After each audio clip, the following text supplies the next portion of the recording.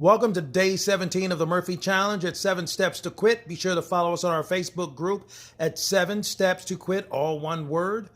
Follow us also on Twitter, and we're available on YouTube. Today, we want to talk about those sugar demons, sugar addiction, and explore more about, augmenting the Murphy Challenge just a little bit.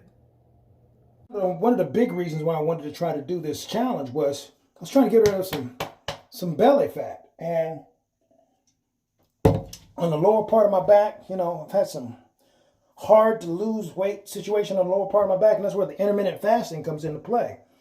But as I've been researching the different foods for your testosterone levels, and we've shared some of that along this journey, I found out that there are actually some foods that you really don't want to touch if you're really trying to lose this kind of fat or weight. Now, first and foremost, we want to talk about sugar, because sugar in the form of corn syrup or fructose, sugar, any OSE word and the ingredients is actually a form of sugar. And then they add sugar itself. There's even sugar in the caramel color. There's sugar all over the place. And corn syrup is insidiously high in sugar, ultimately. So that makes it something that you really got to watch out for. And there's a lot of sugar in wine. Tons of sugar in wine, and beer with hops and all that kind of stuff. But I understand we're not going to give up all that altogether, totally. But concentrating on cutting the sugar out in our diet is very important, because sugar is a very addictive substance. And so we want to take a look at how serious sugar is and how pervasive sugar is in all our diets as we get ready to hit all of this stuff. Yeah, I'm sweating because I just finished doing the war on, not because I've started exercising just yet. But here we go.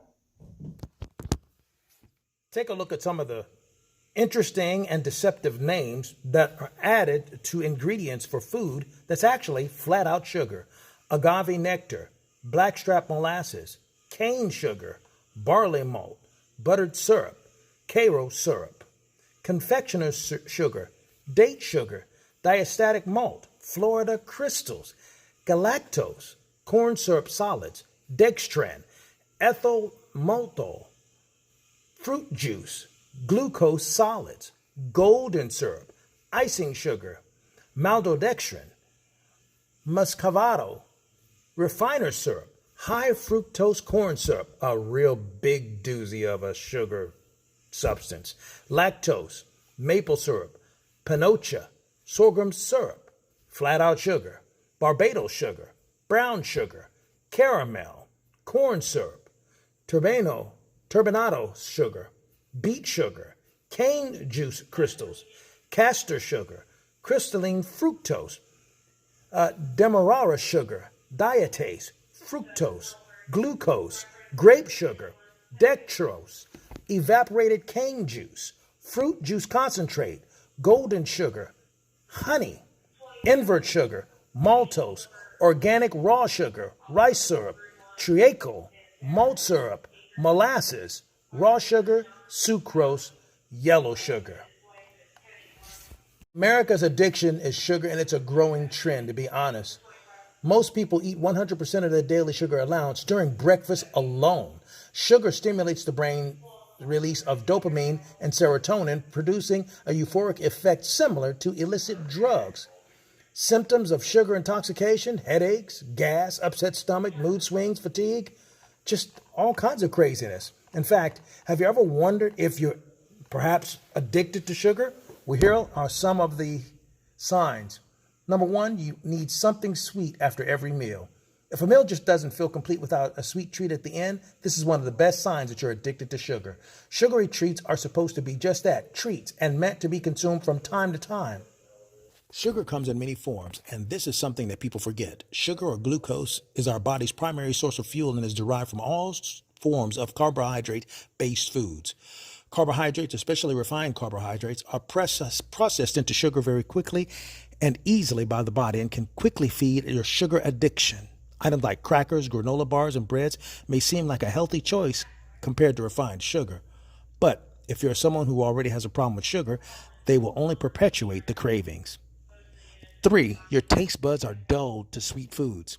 Our bodies are smart, and our taste buds will eventually adapt to whatever we give them. The more sugar you eat, the more your taste buds become desensitized to the taste of sugar. As you continue to eat sugar, your sugar tolerance will increase. So over time, you'll need more sugar to satisfy your taste buds. And naturally, sweet foods begin to taste tasteless and less sweet. Do you get bloated after your meals? That's another sign. But one of the primary reasons is fermented sugar in your digestive tract. Our digestive tract is a delicate ecosystem of bacteria, and excess consumption of sugar in all forms can disrupt that natural balance. You experience dips and spikes in energy during the day. Sugar consumption directly impacts our blood sugar, and our blood sugar directly impacts our energy levels. So if you feel great at a certain point of the day, but then have extreme bouts of fatigue in others, it is another one of those signs that you're addicted to sugar. 6, you need to eat every 2 to 3 hours. Okay, I know that you've been told that eating every 2 to 3 hours is ideal to help boost your metabolism, but not only is that false, but you need to eat every 2 to 3 hours is a sign that your sugar is disrupted. It is important to keep in mind that sugar comes in many forms, not just sweets, and the need to eat every 2 to 3 hours for energy or to avoid getting hangry is a good sign that you're dependent on it. Number 7, once you start eating sugar, you just can't stop. That's pretty much self-explanatory. Number 8, you feel irritable when you miss a meal. Get cranky when you miss a meal? Feel irritable when you don't have a snack? Get hangry during the day? Believe it or not, the body should be able to go multiple hours without eating, without any negative symptoms. But many people, this may seem almost impossible. Number 9, you tried to stop eating sugar, but you just simply can't.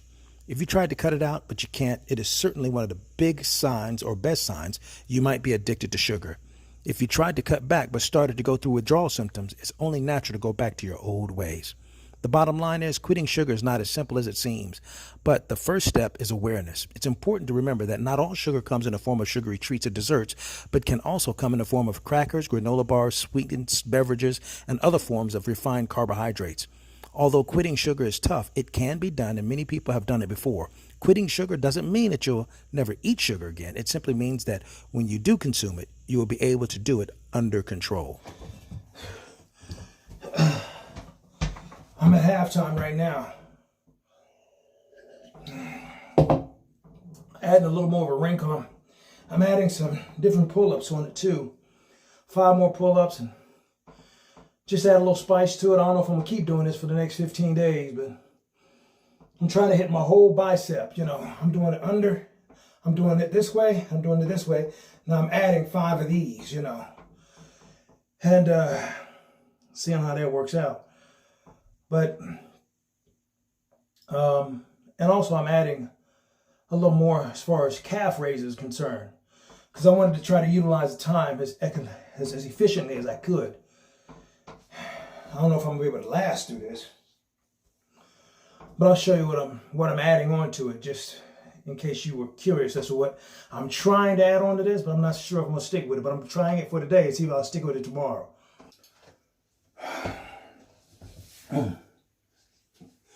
All right.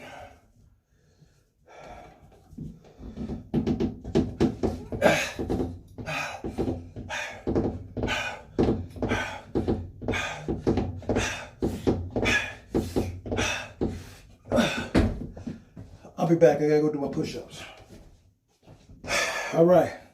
Now I'm gonna add my underhanded ones. We talked about that earlier. So I add the 5 of this.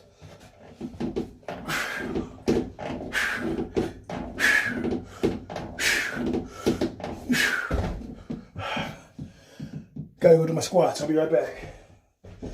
Now here's the extra one I added. I did it this way. I did it this way. Now I'm gonna do 5 this way.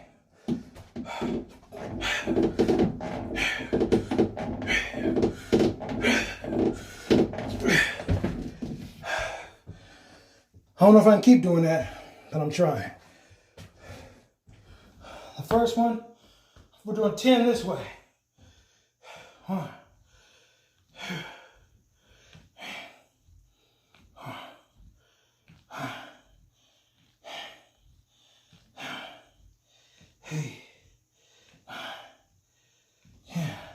I also rest. My upper body is getting rest while I'm doing this. Tend this way. To hit a different part of the calf muscle.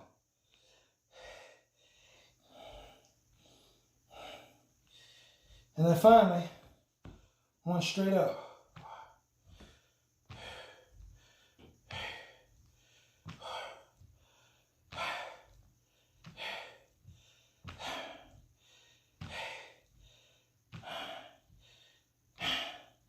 So I'm hitting different parts of the calf, you know, different part of the calf muscle with this way. Then I turn my legs in that way. Then I put them all straight together for this way. I know, you know, I mean, you can give it a shot if you find yourself think you want to do more with your legs so you can cover your lower legs. It's just a little something to throw in there during your rest period, because now I've gotten my breath back so I can go and start on my upper body and on my pull-ups again. Thanks for joining us for day 17. Remember, although it may seem like a fluff story, sugar is no joke. It's not something lighthearted. It actually addresses the same part of the brain that illicit drugs would. So if you feel that you might fit the role of sugar addiction, take it seriously and address it. I'm Paul Williams, 7 Steps to Quit, day 17 of the Murphy Challenge.